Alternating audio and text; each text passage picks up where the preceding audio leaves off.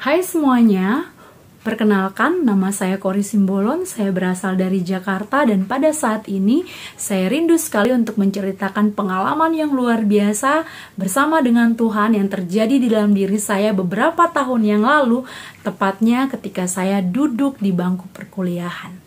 Seperti biasa, anak-anak SMA yang sudah lulus ujian, mereka sangat ingin sekali untuk melanjutkan pendidikannya di bangku perkuliahan. Dan itu juga yang terjadi di dalam diri saya.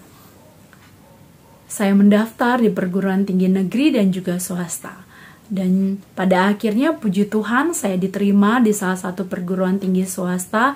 Dan semester awal saya jalani dengan begitu bersemangat. Saya mengikuti setiap kegiatan perkuliahan itu. Dan saya mendapatkan nilai yang sangat memuaskan. Tapi sesuatu terjadi di semester kedua yang mengubah segalanya. Pada saat itu, keluarga kami tidak mampu lagi untuk membayar beban pendidikan untuk saya meneruskan di kampus tersebut. Sistem pembayaran di kampus saya itu adalah sistem pembayaran cicilan untuk mahasiswa tingkat awal.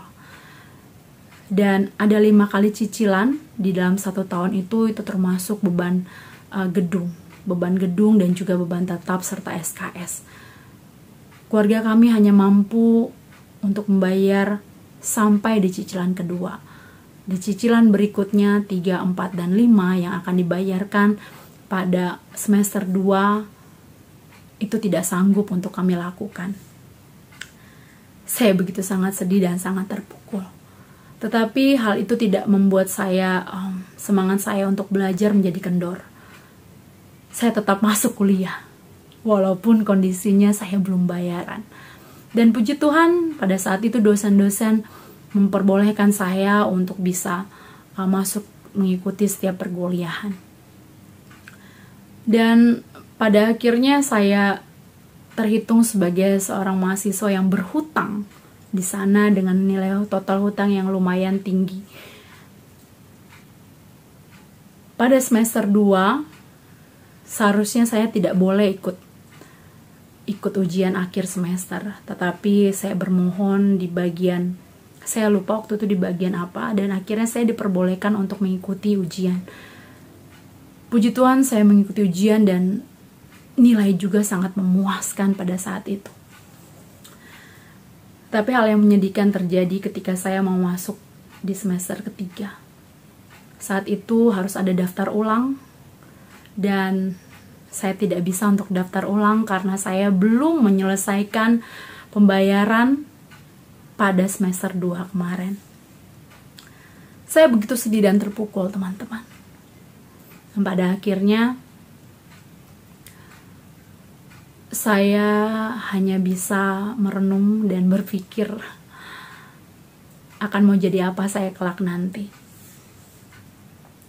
Suatu ketika dalam kondisi libur panjang itu, ketika orang-orang lain, teman-teman saya daftar ulang, Pudek 2, pembantu dekan 2 menelpon saya dan meminta saya untuk datang karena saya belum bayaran, dan minta saya untuk datang bersama dengan orang tua saya. Saya datang bersama dengan ayah saya, dan pada saat itu Pudek 2 mengatakan bahwa saya harus melunasi utang-utang saya supaya saya bisa melanjutkan perkuliahan saya, ataupun kalaupun saya mau cuti, saya tetap harus menyelesaikan utang saya itu, karena untuk terhitung sebagai mahasiswa maka beban pembangunan itu harus saya lunasi, dan jika tidak maka saya akan dianggap DO. Tapi orang tua saya tidak punya uang. Akhirnya mereka mengatakan bahwa saya harus DO. Walaupun saya bersama dengan ayah saya sudah bermohon, kondisi itu tidak mengubah apa-apa. Ketika kami pulang, ayah saya cuma menyuruh saya untuk berdoa. Teman-teman, hati saya hancur pada saat itu dan saya hanya cuma bisa menangis. Ketika ayah saya sedang keluar rumah, adik-adik saya sekolah, ibu saya sedang bekerja, saya berada di dalam rumah sendirian.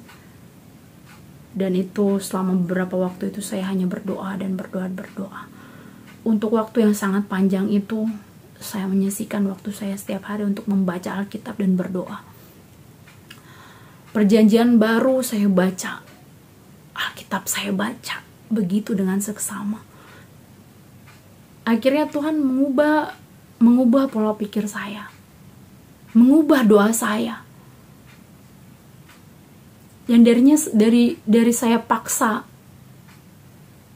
saya harus berkuliah, doa saya berubah menjadi, Tuhan, apapun yang Tuhan mau di dalam diri saya, entah itu berkuliah, entah itu bekerja, biarlah Tuhan yang menuntun saya. Saya mengikuti tes untuk masuk di perguruan tinggi negeri dan saudara tahu bahwa saya diterima. Tapi saya nggak punya uang untuk pergi keluar daerah itu. Lagi-lagi saya gagal karena tidak punya uang. Saya terus berdoa untuk meminta pekerjaan ataupun meminta tempat untuk berkuliah. Saya mencari tempat berkuliah yang paling murah di Jakarta ini. Singkat cerita, ketika saya bertelut dan menangis, Pudek 1 menelpon saya kembali dan dia bilang, Kori, kamu di mana? Saya di rumah, Pak. Kamu mau kuliah nggak? Saya mau kuliah, Pak. Saya bilang, tapi saya nggak punya uang. Kamu datang aja. Saya hanya punya 2.000 saat itu dan ongkos itu 2.000. Akhirnya dengan 2.000 itu saya pergi ke sekolah mama untuk meminta ongkos lagi 4.000 dan akhirnya saya datang ke kampus itu. Saudara tahu, saya diizinkan untuk bisa berkuliah walaupun saya belum bayaran. Dan saya tidak dinyatakan deo lagi. Saya merasa itu sebuah mujizat yang sangat luar biasa.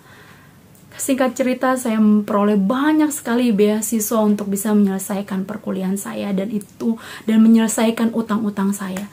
Saya juga bekerja. Di situ. Saya juga mendapatkan beasiswa dan saudara tahu ada banyak sekali mujizat yang saya dapatkan ketika saya di situ.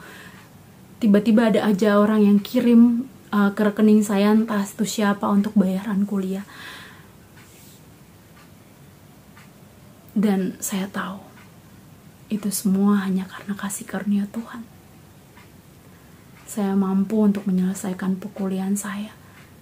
Keluarga kami tidak punya uang, tapi Allah yang menyediakan itu bagi saya.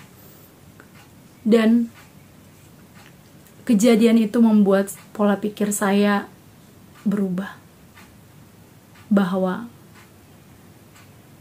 apapun yang kita inginkan di dunia ini, bila mana Tuhan berkehendak, Dia akan mengizinkannya. Bila mana tidak, Dia akan mengizinkan jalan yang lain untuk saya. Saat itu saya tidak mau memaksa Tuhan. Di saat itu saya tahu bahwa ketika Tuhan mau saya berkuliah, Dia akan menyediakan uang itu. Ketika Tuhan mau saya bekerja, Dia akan memberikan pekerjaan itu untuk saya. Dan saat itu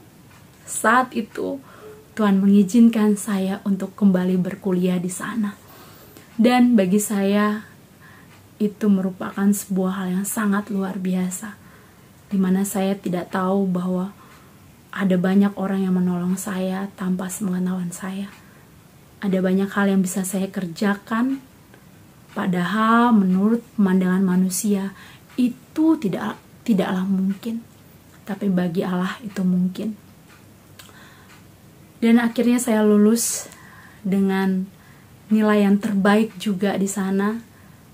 Dan saat ini saya bisa bekerja dan membuat pandangan saya melihat bahwa Tuhan yang dahulu dan Tuhan yang sekarang tetap sama. Dia yang memelihara saya dan Dia juga akan memelihara Anda semua. Tuhan berkati kita semua.